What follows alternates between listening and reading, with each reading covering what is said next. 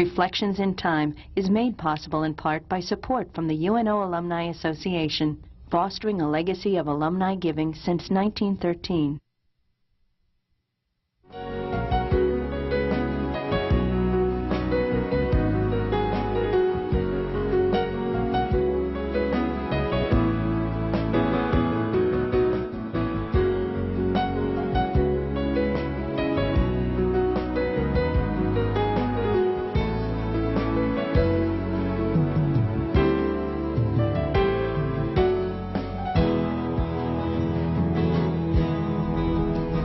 More than 25 years ago, the late Professor Paul Borghi developed an interview series that he called Reflections in Time. It was intended to preserve some of the history of the University of Nebraska at Omaha by recording experiences of faculty and others who contributed to its development. With the aid of the UNO Alumni Association, I began this new series to carry on Paul's work. My name is Jack Newton. I'm retired now, but I'm still active as a professor emeritus. I've been on the faculty of UN Omaha since 1960, and I served for 20 years as Dean of the College of Arts and Sciences. I worked closely with Professor Borghi in the development of his original interview series and can think of no more fitting tribute to him than to continue this work. So we're here in the studio today. It's a bright day in the end of January. The year is 2005. And I have as my guest Professor Mary Ann Lamanna. I guess I should say Professor Emerita Mary Ann Lamanna, since you're retired now. Yes, I am. And we've got the correct Latin gender on that. It's Emerita, not Emeritus, because it's feminine, right? I took 1 year of Latin in high school. I remember that. Well, people get confused about that all the time, and I had, I think, 4 years of Latin, so I can correct them all the time when they don't when they don't do things properly. That's part of should be part of one's education. Sure. Yeah. Well, I'm delighted to have you with us here today. Well, I'm pleased to be here, too, to have a chance to talk. You've been at UNO for quite a while. I've been here since 1977, which has really gone quickly from then to now, somehow. Yeah, time does go by quickly. That's. Let's talk about you a little bit. You know, we've known each other for a long time, but I don't think well, I know about your educational background, of course, because I was dean when you were hired. But tell me a little bit about yourself. Where did you come from? Where did you grow up? Where did you go to school? I was born on the East Coast in the New Jersey suburb of New York because my dad happened to be working there for a few years. But we were really from St. Louis, and we moved back there. So I grew up in a suburb of St. Louis that was really like an independent small town. It was sort of what you would picture as the all-American small town, and had a very good high school. One thing that I think was very formative about going up there, though, is that Missouri was a segregated state, racially segregated. And many of us in school and our teachers were very opposed to segregation. And I think that had a big influence on my deciding to go into sociology, as well as later being active in the civil rights movement in North Carolina.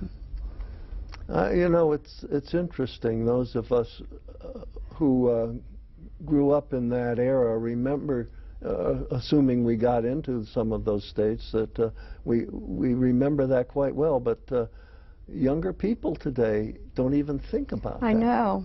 That's quite amazing to me. I grew up on the East Coast too, in New York, and I'll never forget when I was in the Army moving to Kentucky and finding out that that black folks couldn't sit in the movie theaters with me. It was just an enlightenment to me. I never knew those sorts of things existed. Well, let's go on. I didn't mean to digress too much there, but it's kind of an important. interesting subject. And important to you because, as you say, it influenced your interest in sociology. So you grew up outside of St. Louis. Well, it's a suburb. Yeah. It's really part of St. Louis. Went to high school there. Yes. And then time came for college. I went to Washington U Which in is St. in St. Louis. Yes, Okay. which I thought was a great school. Uh-huh. And Did it meet your expectations? definitely. And what I particularly liked, it just was very good at sort of vivid and vital intellectual interchange. You know, in the classes, the professors would challenge us to speak up with our own opinions and disagree with them. They were almost disappointed if we happened to agree with them. And other students would say things like, "That's wrong." And you had to get used to defending your point of view and figuring out how to provide evidence for it, which I think was a really good background. And what was your major there? Well, I had a whole series of majors to the despair of the dean who advised me. I started out in archaeology and shifted into languages, where I took French, Spanish, and Russian. Then I discovered that political science was a very strong department, so I ended up in political science as my major. Okay. But you didn't mention sociology at this Well, point. I didn't graduate in sociology, but by the time I graduated, I figured out that the people we were reading in political science were sociologists. So I decided to go on to grad school in sociology. I had already decided that before I graduated, but too late to put together yet another major. If I remember from looking at your record a while back, you did very, very well at Washington University. Yes. And it was so class? enjoyable, too. I mean, I didn't feel... Well, my high school tried very hard to prepare us for college, and they said, we want to make sure when you get to college, it might even be easier than our high school. And we had to write like 50-page papers, going to research libraries, and so on and so forth. And I did find college then fairly easy to master. Plus, I enjoyed it so much. I mean, that was really that's great. how I did. Okay, so you finished up at St. Louis University. Washington. In St. Louis. Right, Washington The two are University. sort of rivals, so we have to be right. careful there. I make mistakes like that fairly frequently, so you correct me if I do it again. At any rate, you finished up there at Washington University, and what then? Well, I still had the ambition to go to France from my love for the language. So I had applied for a Fulbright, which I did receive. So I spent the year following college graduation in Strasbourg, France, on a Fulbright. Place. Oh, it's beautiful, and I was just there this summer, returned to it.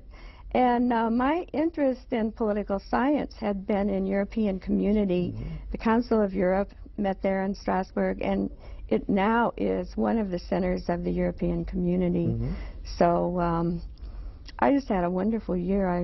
I really enjoyed it. I presume you learned a bit while you were there, too? Oh, yes, both about the European community and about improving my French. I can't say perfecting it, but improving it. So are you still fairly fluent in French? I would say. I mean, I didn't have any trouble speaking when I went back this summer, but also it's influenced my scholarship, because in sociology I've ended up doing a book on Émile Durkheim, the founding father of sociology in France, and I was able to use a lot of untranslated writings of his. Great.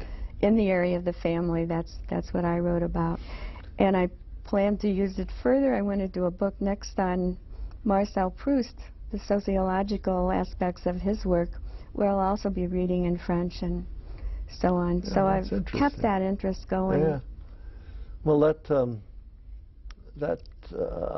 was just thinking, it hadn't occurred to me before, but you have two people in the sociology department with some interest. That's in right. Mark and I talk all the time about France. And Mark Rousseau has, but his is Canadian French. Well, he's primarily interested in I don't want to digress too much, but he's interested in what's called francophonie. Yes, and that's the presence of French culture around the world. So I think that's actually his current project. I'm going to catch him for an interview one of these days. That should be fun. He and Jody Nethery Castro in political science are working on that. Yeah, it's, I talked Mark into doing a Grand Canyon trip with me a few years ago. Oh, yes. And I'm sorry I didn't talk you into it, too, because those are fun. I don't think so. We had a great time. I preferred to look at it from the top down. Well, we had about 20 people from the faculty here who went on that trip, That and is it was great. Okay, so you came back from France. Then what? Yes.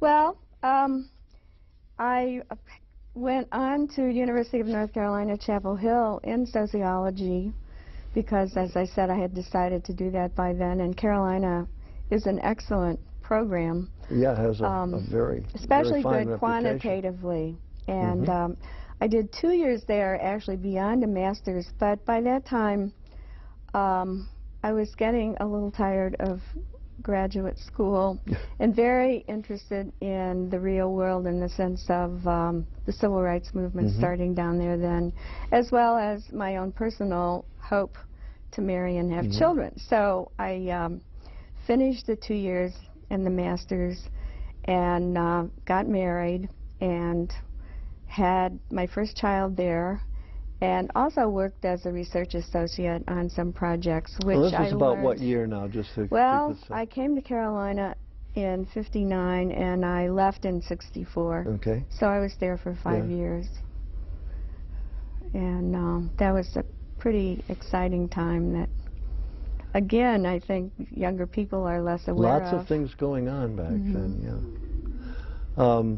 Then I was married by then, and my now ex-husband went on to Notre Dame and took a position there, so we moved to and Notre so you Dame. went, and so that's, is that why That's then why I you went back. decided going to Notre Dame to graduate school? Yes, and I had always intended to spend a few years home with small children, which I thoroughly enjoyed, and then to go back, go on with school and a career. And Notre Dame was a nice complement to Carolina because it was very strong in theory, and Carolina had been very strong in methods.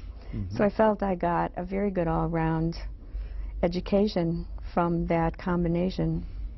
Yeah, I can imagine that would be so. It'd great. I hadn't thought of it that way, but that's that might be good for more students to do that in graduate school. Well, I think so. To try and catch both aspects of a field like that. Also, at Carolina, I had actually had an assistantship that required working with Dr. John Tabot, who's a pretty well-known social psychologist, so I participated in a lot of experimental social psychology there and actually got a bit turned off with that kind of research because at the time I think there was very little sensitivity to the context in terms of whether students were really engaged with the research or not, and so on and so forth. But it was also a good experience. What did you do your dissertation on? I did it on what I called the value of children to biological and adoptive parents. It was really about what children stand for symbolically to parents. A lot lot of different things. Where did that interest stem from? Your own experience? Oh, or yes, from, of course. Yeah. I just found it so interesting being a parent. Yeah. And I was not an adoptive parent, but I interviewed both biological and adoptive parents, balanced numbers, and the mothers and fathers, and just to compare what children represented to them and what they saw as the pluses and what they saw as the minuses. Any big conclusions come out of that? Or? Well, I thought that adoptive parents were more like the wave of the future. This was the 1970s, and the difference between the two is really choosing parenthood very consciously and having it happen. And of course, more and more, biological parents are also very planful about their families and very able to control them. So it would be hard to go into all the detail of the differences among the groups, but it was very interesting. It sounds like a very interesting thing to do. Did you ever publish that work? I didn't, because when I got here at the time, I got right into some other projects. So I've had it appear cited by other people in detail, and I've included it in my textbook, but I didn't really publish a specific article on that because I ended up doing other things. And I have really thought of revisiting it. Yeah. Because by now that period of time is beginning to be looked at as an historical cohort, and it was a transitional era as people moved from a sort of 50s, let's have lots of children and they just happen, into the sort of reproductive decisions that we have today. So I think it would be very interesting to go back to that. There are people who worry a lot, particularly in Europe, as I'm sure you know better than I, about the low birth rate in so many of these countries. And the context for that term value of children really came out of population studies where they were looking at motivation for parenthood, but at the time more of a hope to deter large families in the concern about the population explosion. Well, I want to talk about your coming to Omaha, but before we do that, since you just mentioned it a minute ago, you mentioned your textbook, and that was one that deals with family. Yes, it's really an overview. A well-known book. How many editions is it out? Well, I'm just putting the finishing touches on the ninth edition. And they tell us, I wouldn't say this if I hadn't seen it in writing, and the other book reps at meetings also say this, it's really the bestseller in its field, which I like because it means you're having an influence on people. And having your own book like that, you can put in it whatever you think is important. And what is the title of it now? Marriages and Families, Making Choices in a Diverse Society. It's had a lot of different, well, some different subtitles over the years, but we were very early to include a lot of diversity material. In fact, I think we've been copied pretty regularly by other textbooks. Well, it's certainly done well to be in its 9th edition. Yes, who knew? That's a major. That must be a lot of work for you, though, keeping it up to date. I've been working on this edition since a year ago, January 15th. It's taken me more than a year of pretty steady work to do that. But it's a good chance to review the field and keep up with it, because I read everything. Well, let's go back to your graduation from Notre Dame with your doctoral degree, PhD in sociology. That was in what, about 1977, okay?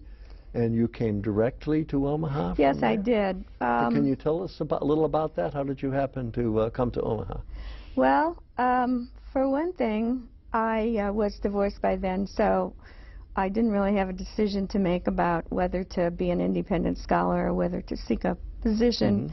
I needed to seek a position, and I was invited to interview very early in the hiring season by UNO. I had some invitations a year earlier, but decided I wasn't really ready to leave before I completed my degree. And so I came out for the interview, and the job was in both my areas, social psychology, and family, which was definitely a plus. I felt that UNO had resources and interest in research, which is important to me, while not being perhaps as high pressure as maybe a doctoral I university, because it did have small children. Well, they weren't so small by then, but I really wanted to have time to be a parent as well as a professor. And then I came out for the interview, and I really liked my colleagues. You mentioned Mark with his interest in France. That was very nice. And I thought my prospective colleagues all had good degrees from good schools, and they were an interesting bunch. And I liked the city. I had absolutely no concept of Nebraska or Omaha. And I just found it a very attractive city. And Tell us a little bit about what it was like back then in 1977. That's you mean for the city or for myself? For the university and the city, what Well, sort of an environment did you move into? First I'll mention sociology. I learned later that I was part of what's called the lost generation of sociologists, which meant that for about a 5-year period, somewhere in there, many people who got degrees never got permanent positions in sociology. So that's one context, of course, sort of retroactive in terms of knowing about it.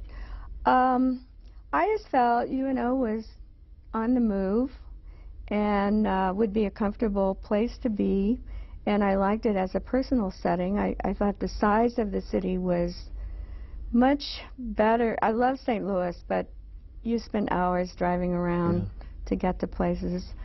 And I was taken to the old market. I have to say that made a very favorable impression. But mostly I just felt it was a place that would be absolutely right for me to do my teaching and research. I liked the graduate students that I met. We had a master's program. I liked that. And I actually liked the emphasis on research in the interviews with you and with the then Dean of Graduate Studies. That was important to me. Well, how big was the sociology department back then? It actually had 11. Sociology and anthropology. Yes, it had 11. It had one other woman at the time, an anthropologist, but she actually resigned for personal reasons before I came. So when I came, I was the only woman. And of course, in my era, having graduated from college in 1958 in political science and then gone on to grad school, I was sort of accustomed to being one of a few women or the only. So I felt UNO was actually very good in terms of women faculty, although it was somewhat of a novelty then, and sometimes, you know, I would go in the library to put a book on reserve and they would assume I was a student looking for a book, etc., which was mildly annoying, but not really a problem. Well, those of us who were involved in the hiring process back then spent a lot of time trying to find and attract women faculty members, because we wanted to increase the diversity of the faculty. And so that we're sure glad you came here and well, stayed. I am too. You must have liked it because you're still here. Well, George Barker, who was chair then, has often remarked upon the fact that I came, I stayed, I'm still here, he's still here. Right. Did you did the department have any special emphasis back then? I think they were pretty interested in their grad program, but and also taught some very large classes. So now you came in right after there was a big change in the department. Well, a few years after. Quite a few. A number of people were hired in the late '60s or around 1970 that came in together. But a big part of the department split off. You had criminal justice in the department back in. And they left, what, 1962 or 63, something? I'm not sure. All I know is 72, I mean, 70. Our CPAC's college about 5 years before you got stole, from my point of view, some important areas of social science, particularly the criminal justice. I think social work and sociology are split off. They're maybe less compatible, though, because they have different approaches to people. But criminal justice, Well, it was those were interesting days. I think. Now, were there any residuals from those changes that were here when you came, or? I don't think so. I took it as the normal situation. People had pretty much adjusted to it by that time. Okay. Did this was your first faculty position there? It was. I did teach on a half-time basis at Notre Dame. Yeah, I was going to ask you. You obviously had some prior experience teaching, but most of us got that the way you sort of mentioned, and working while you were a graduate student, teaching either as a teaching assistant or a half-time instructor or something. Yeah, something. It was basically full-time temporary for 2 years. Yeah. And they partly hired me, partly because they were hiring someone and I was there and so on.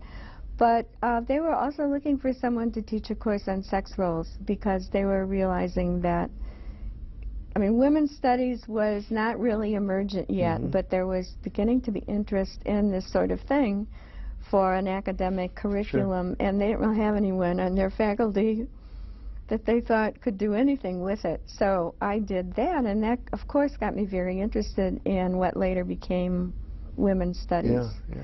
So I taught there. We'll have to talk about that a little later too, because that's something I don't want to miss since you've been so deeply involved. That's a development that's happened here. Right.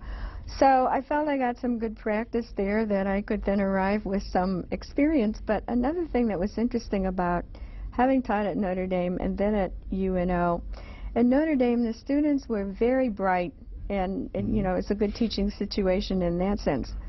But they all had pretty much the exact same viewpoint on, say, the family, which was my primary area of interest. So if you tried to have a class discussion, one person would say something and everyone else would nod, and that was the end of it. Whereas at UNO, we had all these returning students, older students. Were we there had still younger, bootstrappers back then? A few lingering. There was some military.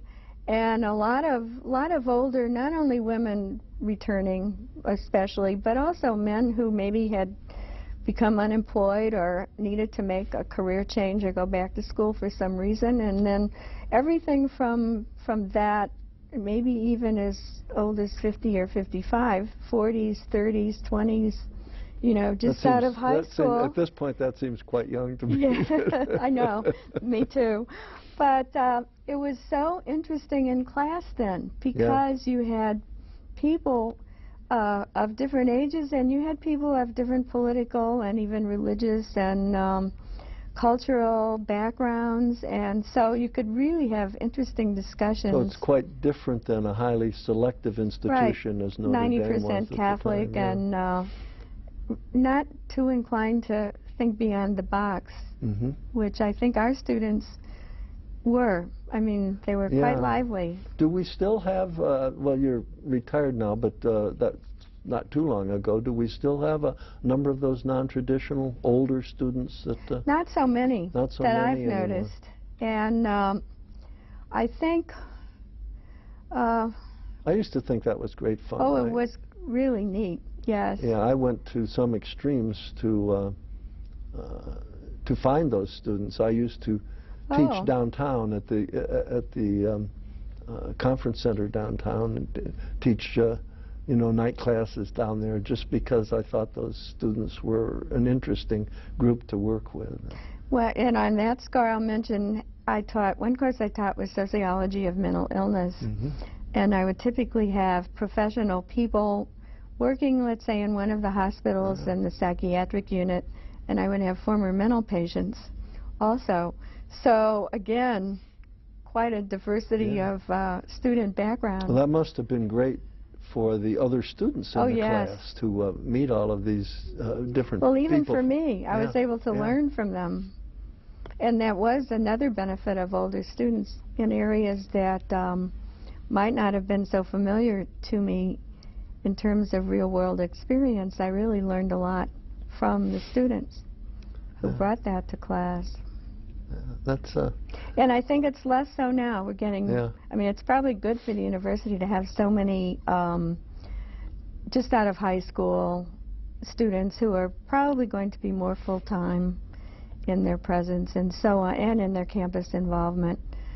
But and having dormitories now on the campus here makes a big difference too, I'm sure.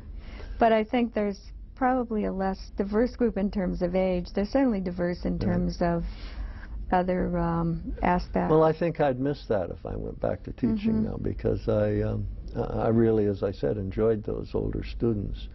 And of course, in the 1960s, we had many of the military people, the bootstrappers, and they were a wonderful group to work with. Well, we had some, and I had probably had some stereotypes of military personnel as maybe rigid and unintellectual, and I was so changed by the students I had, because they were just such a thoughtful group, Yes. and typically hardworking. You didn't have to worry about Oh, them well, doing the they assignment. had motivation, you can't believe. So that was good. Right. Back in the 60s, the early 60s, when we had many non-traditional older students, Dr. Bale used to say, well, we're the busiest night spot in town. Oh. Because we had so many night Yes. classes. Now, did you get involved in teaching night Oh classes? yeah, I understood it to be a requirement Right. in the department that we had to do one Yeah. from I used to enjoy 7 to those 10. too. Yeah. Well, I get tired, but Oh, that was something to get used to when you had been teaching traditional 3-day-a-week classes, that sort of thing, and all of a sudden you're teaching a class that runs 3 hours. on the other row. hand, I have to say, and I think my children would comment on this, I never mind listening to myself talk, and I used to notice I would go through the 2.5 or 3 hours just fine with actually a great deal of energy. If I had a guest speaker and I had to sit and listen to the other person, I found that very difficult and tiring. Think of what the poor students were suffering. But it was fun. I really enjoyed it. You've looking through a list of all the classes you've taught. You've just taught I know. many classes in your department. I think my research career follows the same trajectory, which is, I guess that's also why I enjoyed the change from Carolina, Chapel Hill to Notre Dame. I tend to like novelty, so I tend to get bored with repeating the same thing and like to strike out into new areas, one of which was demography. I had never had a course in demography, but in doing my textbook, I read so much population data, and I got really interested, and I think it's an important aspect of social science for students, and I used a textbook that connected it to problems, world problems and issues, and that was a lot of fun. And then I got interested in law and policy, so I did a course in family law and policy, and that was pretty interesting. And then women's studies and gender issues emerged as important, so I developed various versions of gender course, or then eventually women's studies per se courses. So I've just always, well, and one of my areas that I hadn't mentioned was medical sociology and sociology of mental illness, so I also taught some of that. I got drafted to teach statistics at one point, and I enjoyed that because it doesn't change. If you're teaching family, you have to, you know, from one day to the next, there are changes in the research and the data. Statistics, it's kind of like right there all the time, and you can come up with some interesting examples, such as the probability of accuracy in paternity testing, etc. And so I enjoyed that. The only thing I didn't like about it is student anxiety about numbers. Yeah, and that's, I always think that's too bad, because I love to work with numbers myself, and when I see people that have problems with it, and it's important for citizenship. Oh, I think The I things, agree. the data that's presented in the paper, you need to know if it's making the point that the article says it is, and so on. Yeah, I know exactly what you're talking about, but I can't agree with you completely about it not changing. I remember teaching myself multivariate analysis that I'd never studied. Well, at the level I taught it, basic statistics, we didn't get into much of that. Right. No, I couldn't have taught at a higher level of statistics. All this time, you're not only teaching class. Oh, let me ask you just one question before we leave that topic of classes that you've taught.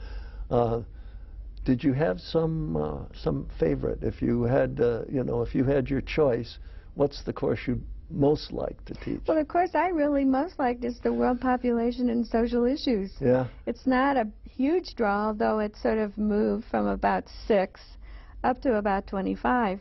But I really enjoyed that. And then the law and family policy. I took a law class over at Creighton to really inform myself. The one that, strangely enough, I really didn't like to teach so much was the undergraduate marriage and family, because students... Even though that's your, that's your textbook. Students think it should be something like Oprah. Okay. And so it's a little hard to sell them on this as an intellectual endeavor, although it's also, and our textbook frames it this way, information that obviously is important in your personal life and making decisions. But that was, someone once referred to teaching marriage and family at the sophomore level as a zero-sum game. You have one idea, they have another idea. You know, I'd like to back up one step further, back to what the university was like when I came. Yeah, let's do it. And I would say the integration of the new University of Nebraska had taken place. But one new development, I think as early as my first semester, was the development of the faculty union. And and you were heavily involved in that. Yes, I was. And I felt that was an important development. And I think it's pretty routinized now and the first going very contract well. was in 1983, if I remember. No, I think it was earlier. Well, I'm not well, sure. Actually, Was the it? union was preceded yes. that, but the first time we got agreement on a contract was.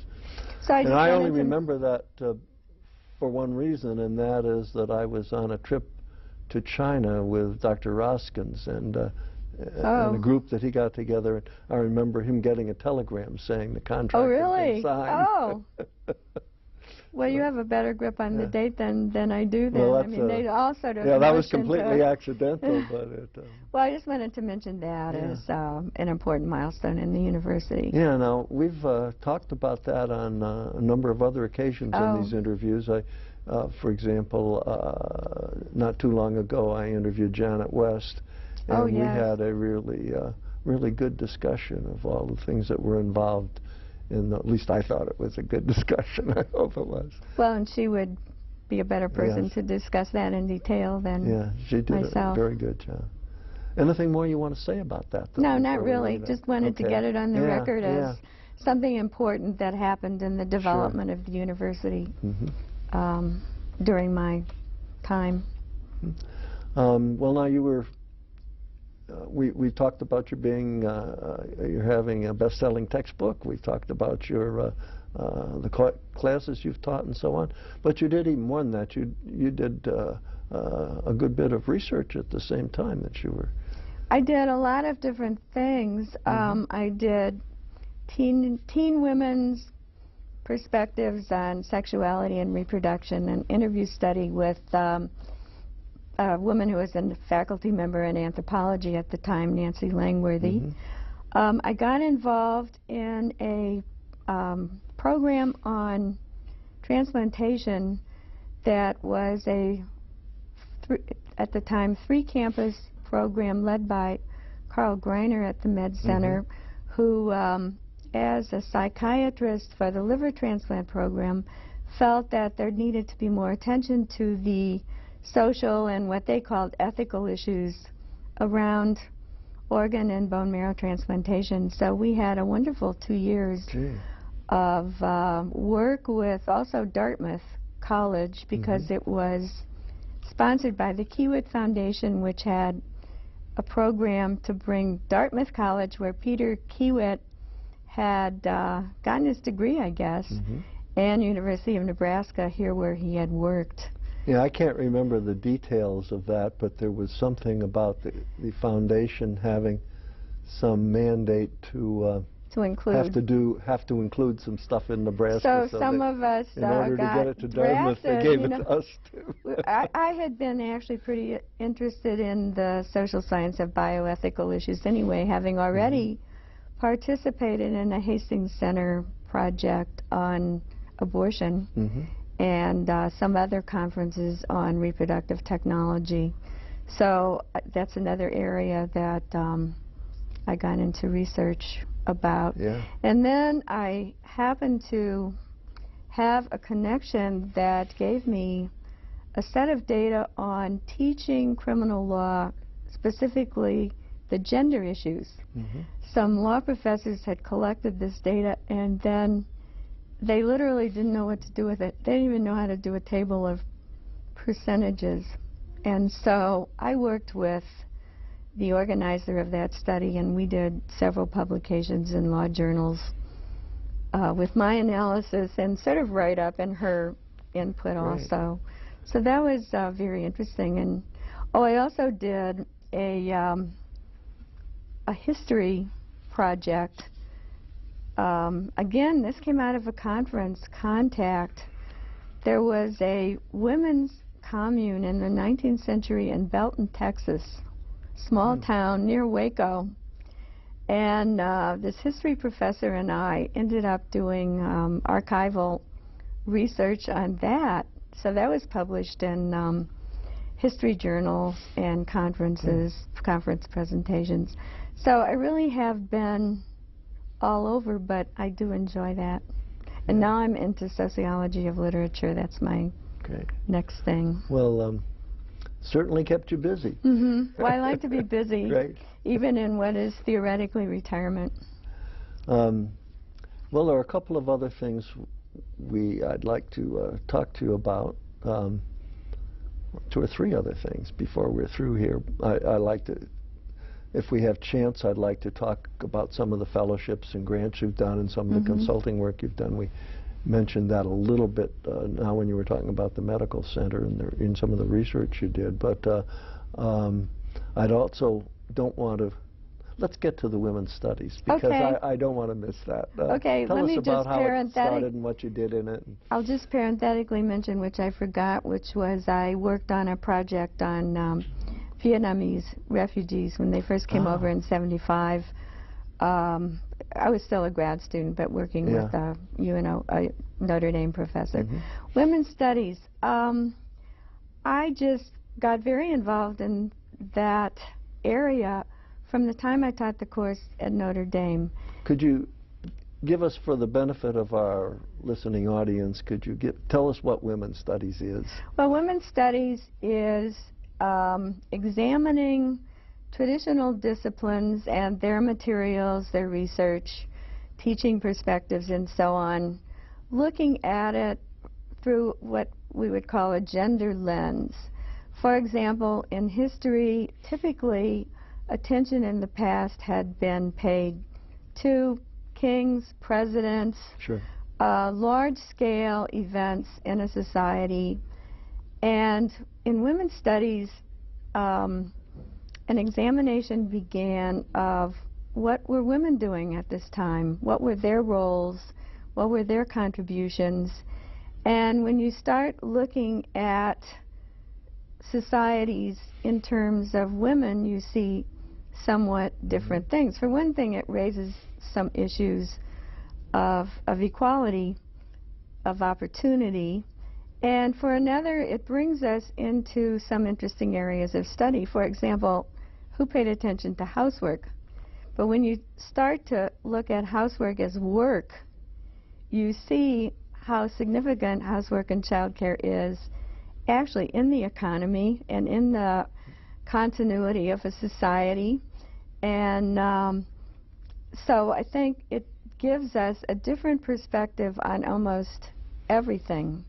Once you start thinking, what about women? Where were they? What were they doing? So women's studies then would consist of intersections between the traditional disciplines and a perspective that takes into account what women were doing, producing, experiencing, and so on.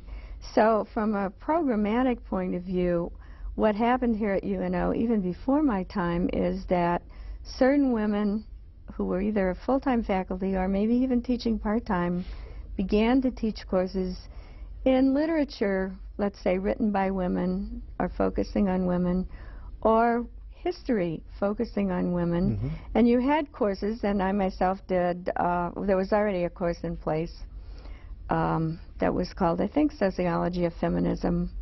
We sort of converted it to gender roles and eventually gender stratification. But, and there were individual courses like that in the various departments, started up by individual faculty members who had an interest. And then there began to be so many, and students were asking, well, can I take more of this? Can I get this in my degree program? And we began to think first in terms of a minor as easier to put together. And we had an informal committee and eventually got a formal minor of so many courses and some introductory survey courses. And this also brought together people who were interested in women's studies, not all of whom were women faculty. Some were men faculty. And we got a lot out of simply talking to each other and having some formal and informal contacts that brought together people to work together on some research projects even. And so we began to enroll students and had a formal committee. And again, after some period of time, students were asking, can't I major in this, maybe along with something else, but couldn't we have a women's studies major? And that has gotten put into place. You know, I don't have the exact date. I should have looked that up. Maybe within the last 5 or 6 years or so. And a full-time faculty person to direct the program, who is Karen Falconer Al-Hindi, which is also important because when you have ad hoc committee, or when you have committees but you don't have one person whose full-time responsibility is, it's pretty hard to keep up with the practical side of things. So now we do have a major program in place. We have enthusiastic students. We have an excellent director. We have a very large affiliated faculty and a large number of courses that those affiliated faculty are offering in their departments. And it's just really become established. And I think it's been a model for other diversity programs, Latino studies, Native American studies, African Americans, our black studies was already in place. You just gave me an idea. I'll have to see if I can't interview Karen on one of these programs. Oh, yes, that would be great. That would be fun. Yes, good idea. Right. So that's been a big part of my academic life, has been formally or informally one of the leaders of that program. I did write the proposal for the major and headed the ad hoc committee, but many, many, many people both led and worked on and supported. And so we were able to get a number of courses in different departments that had that emphasis, or at least that significant content. Right, significant. That's what word I was looking for.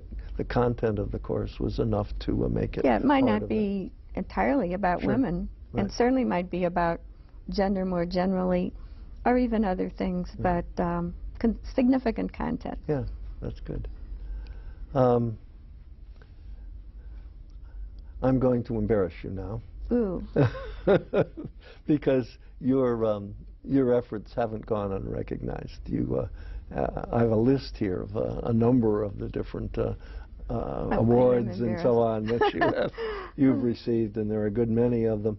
In fact, probably too many for me to go down the whole list. Please, but no, don't. Why don't you tell me those that you are most proud of? Well, I guess in terms of this area, the award by the Chancellor's Commission on the Status of Women at an earlier point, when I was pretty active and spending a lot of time actually not only formally on women's studies, but I really feel, or I hope I've been helpful over the years to women faculty, particularly in my own department, but maybe more generally as a mentor. At least I've tried to do that, having arrived fairly early in the game. And so I was very pleased with that. And then most recently, the Women's Studies program has named an award they're instituting for service after me. I'm most embarrassed by that. Yes, I was going to ask you that too. You have the Mary Ann Lamanna Service Award. Yes, and what I find I need to be clear in to be modest about that. There have been many other leaders who have spent considerable time and chaired women's studies committees. They're not here. I mean, they have moved on to other universities. So as the sort of survivor among those early leaders, I feel, you know, I'm pleased with the recognition, but the fact is there are so many people involved. I would have almost liked it if it had said Mary Ann Lamanna and so-and-so, and so-and-so, and so-and-so, et cetera, et cetera, et cetera. Right. Well, we've just been talking about a number of the activities that you've engaged in that really changed the face of the university quite a bit. Women's studies, I think there were example. Trends of the times, though. Yeah. But you engaged in many things that you were willing to give your time to, I guess, that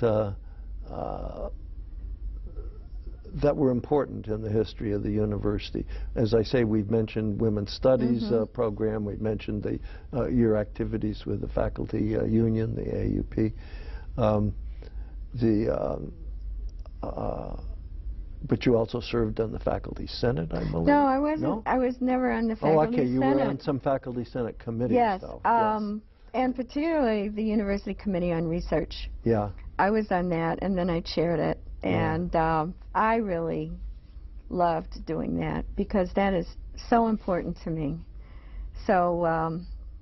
Yeah, I don't think too many people outside of the university realize how time-consuming these assignments or these volunteer assignments really can be.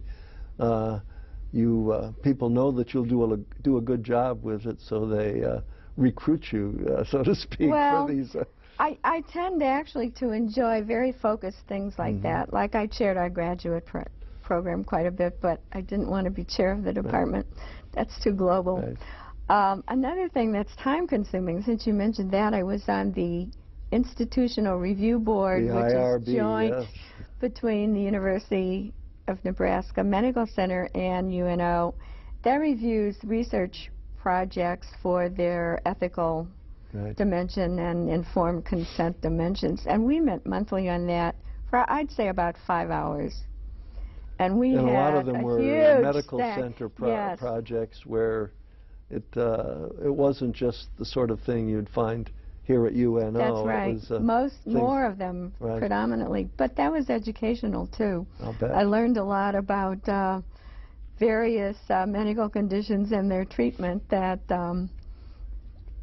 hopefully, thank goodness it hasn't come in handy. But I would have a pretty good background in some cases. Well, that is a requirement for federal grants and that sort of thing, that you have an institutional research board who reviews these proposals, really, and gives their blessing to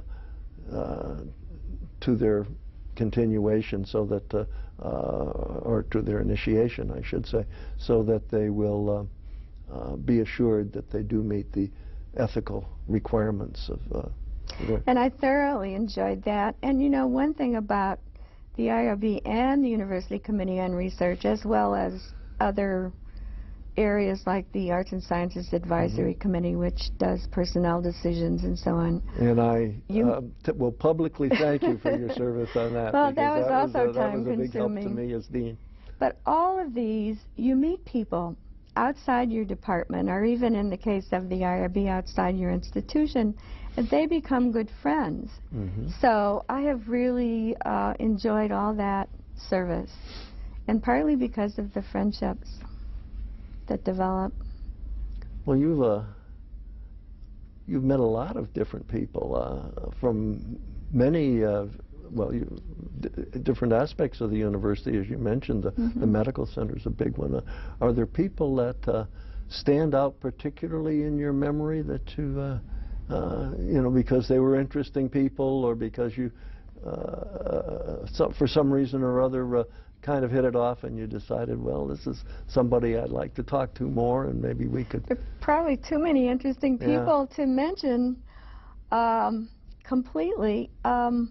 First of all, my department has always been somewhat diverse internationally, that is, people from other countries. And I have always enjoyed that aspect of my department and my colleagues. And I would mention here, backtracking to my master's thesis, I did my master's thesis on international students, having been inspired by my own experience overseas. So I really liked that environment collectively. And I like the long-term friendships that you do have in the department, are long-term acquaintanceships. Some people you're closer to than others, but we've all been together, many of us, for years, and I really appreciate that. And then the newer people are just such a good bunch also.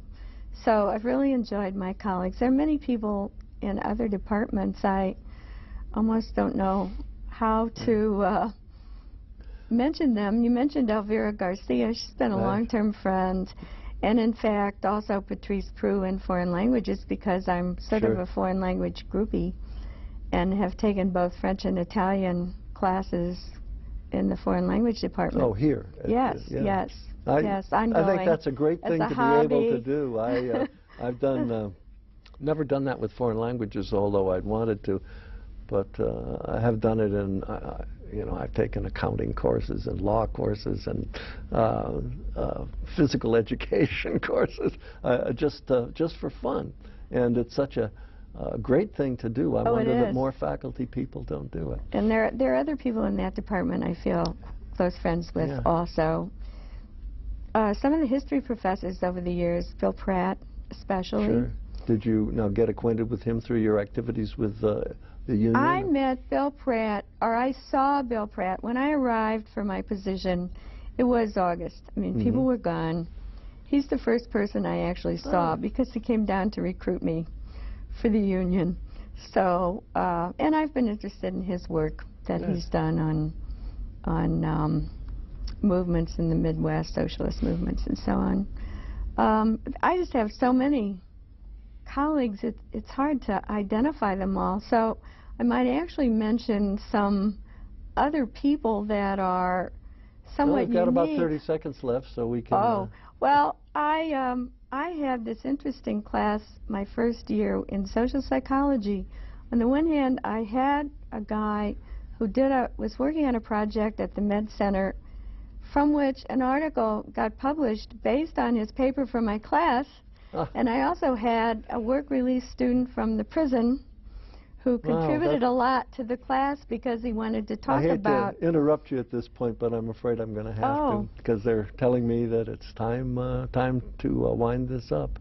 But I really want to thank you for being here with me today. This has been a fascinating interview, and I've really enjoyed it, and thank you so much. And to our audience, me in the series. I want to thank you for joining us today in a visit with Dr. Mary Ann Lamanna, a longtime faculty member in the UN Omaha Department of Sociology and Anthropology. We've been taking a look at some of the history of UN Omaha as seen through the eyes of the history makers.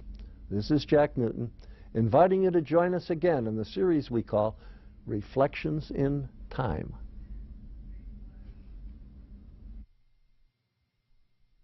Reflections in Time is made possible in part by support from the UNO Alumni Association, fostering a legacy of alumni giving since 1913.